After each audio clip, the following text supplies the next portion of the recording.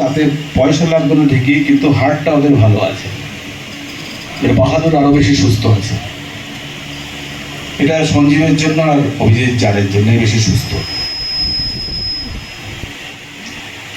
আমি এবার যারা এসছেন আর কি, অবসরপ্রাপ্ত যারা আমন্ত্রিত অতিথি, তাদের মধ্যে থেকে আমি একজনকে ডেকে নেব বাহাদুরের সম্পর্কে দু এক কথা বলার জন্য।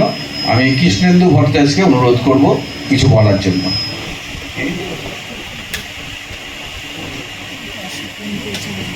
একসঙ্গে এতটা বছর কাটিয়ে তারা এবং বাহাদুরের সঙ্গে বাহাদুর যে মনে রেখেছে এর জন্য বাহাদুরকে ধন্যবাদ এবং আপনাদের সকলকে ধন্যবাদ জানাচ্ছি।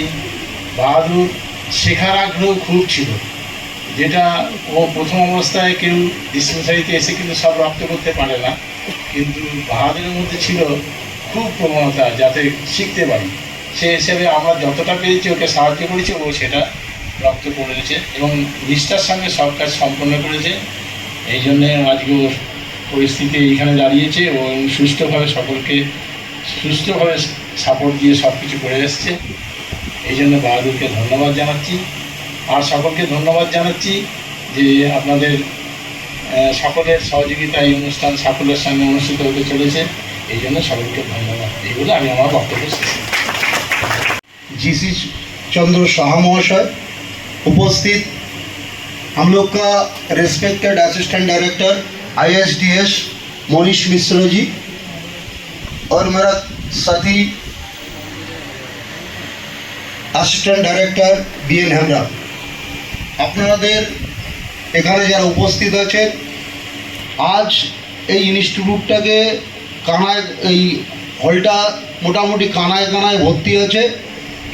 সমস্ত লোককে, এখানে যারা উপস্থিত আছেন সমস্ত লোককে শারদীয়ার শুভেচ্ছা ও অভিনন্দন জানাচ্ছি। সেই সাথে সাথে দীপাবলির আগামী অভিনন্দন জানিয়ে বাহাদুরদার সম্পর্কে দু এক কথা বলতে যাচ্ছি। বাহাদুরদার সম্পর্কে আমার পূর্ববর্তী বক্তারা সমস্ত কিছুই আপনাদের কাছে প্রেরণ করেছে, আপনারা ধৈর্য সহকারে শুনেছেন।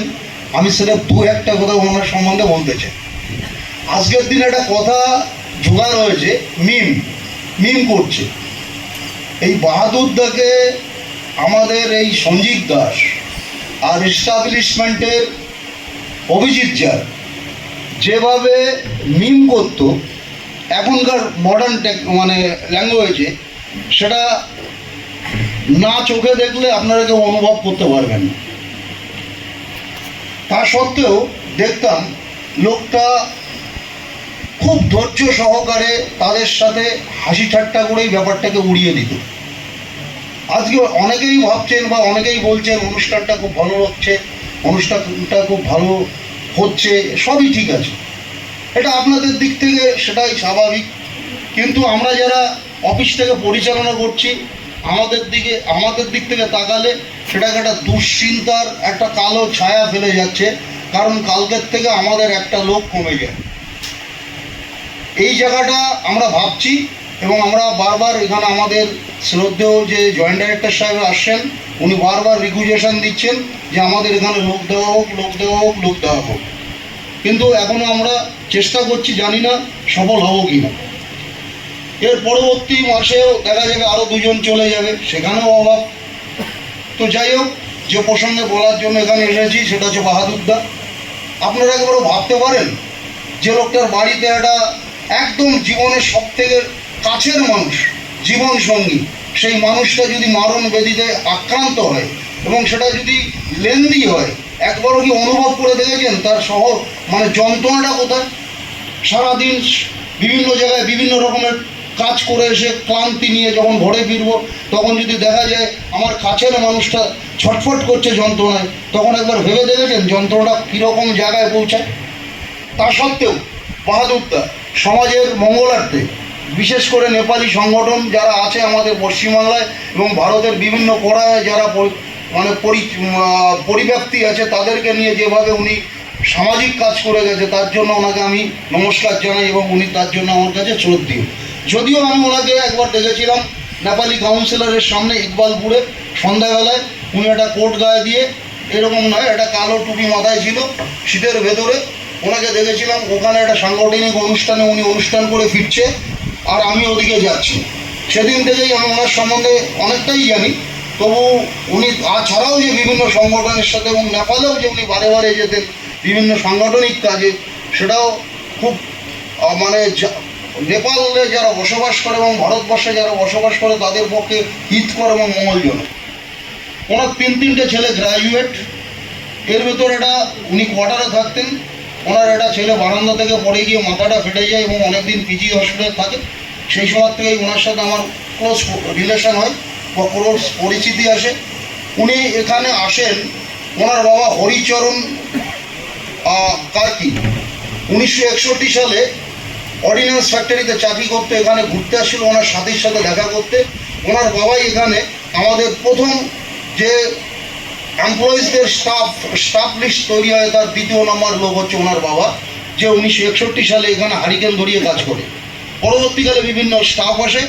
1993 সালের নভেম্বর মাসে ওনার বাবা মারা যাওয়ার পরে 1998 সালে ইনি এখানে চাকরি পায়। 3 বছর শুধু বিভিন্ন কারণে ডিলে হয়, পরবর্তীকালে এখানে চাকরি পেয়েছে এবং 26 বছর পর্যন্ত আজ এখানে চাকরি করে প্রথমে হোস্টেল অ্যাটেন্ডেন্স, ওখান থেকে ডিসপেন্সারিতে হয়ে আজকে রিটায়ার করছে। আমি ওনার পরবর্তী অবসরকালীন জীবন দীর্ঘায়ু, সুস্থ এবং যেরকম হাসি খুশি আছে এরকম হাসি খুশি মানসিকতা নিয়ে যিনি উনি অতিবাহিত করতে পারে সেইটা আশা রেখে পুনরায় সবাইকে ধন্যবাদ জানিয়ে আমি আমার বক্তব্য শেষ করছি।